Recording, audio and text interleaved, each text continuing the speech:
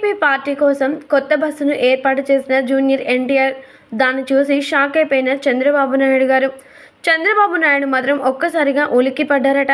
Junior NTR చెప్పినట్లుగానే తన తాత ఆశయాల్ని అలాగే కోరికల్ని తీర్చడానికి ఇలా నిజంగానే టీడీపీ పార్టీ రంగంలోకి దిగాడా?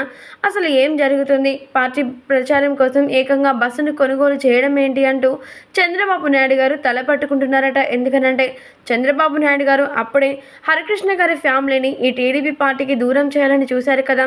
అలాంటిది హరికృష్ణ గారి వారసుడైన జూనియర్ ఎన్టీఆర్ రంగంలోకి దిగేసరికి ఆ పదవి కాస్త అలాగే ఆ పార్టీ యొక్క అద్భుతమైన నైపుణ్యం కాస్త ఎన్టీఆర్ చేతిలోకి ఎక్కడ వస్తుంది అంటూ చంద్రబాబు నాయుడు గారు షాక్ అయ్యారట ఈ బస్సుని చూసి.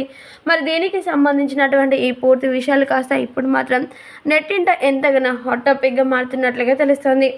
Young tiger junior NTR cinema రంగంలో ఎంత చురుగ్గా ఉంటాడో తెలిసిందే కదా. అలాగే రాజకీయ రంగంలో బరిలోకి దిగుతాను అంటూ కూడా ఎన్నోసార్లు చెప్పినప్పటికీ చంద్రబాబు నాయుడు గారు అలాగే నందమూరి బాలకృష్ణ గారు ఆయనపై కాస్త విమర్శలు చేస్తూ హేళనగా మాట్లాడారు. కానీ ఎన్ని మాటలు మాట్లాడినా కానీ ఆయన మాత్రం చాలా ఓర్పుతో ఉండి బరిలోకి దిగారట జూనియర్ ఎన్టీఆర్. ఏకంగా టీడీపీ బరిలోకి దిగడం మాత్రమే కాకుండా టీడీపీ పార్టీ ప్రచారం కోసం కొత్త బస్సును కూడా కొనుగోలు చేశారట. ఇక దీంతో ఈ బస్సును చూసి ఒక్కసారిగా బెంబేలెత్తిపోయారట చంద్రబాబు నాయుడు గారు.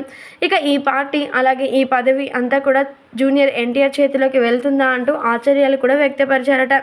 ఏదేమైనప్పటికీ ఎన్టీఆర్ ఇలా పార్టీ రంగంలోకి దిగడం అందరినీ సంతోషపెడుతుందని చెప్పాలి.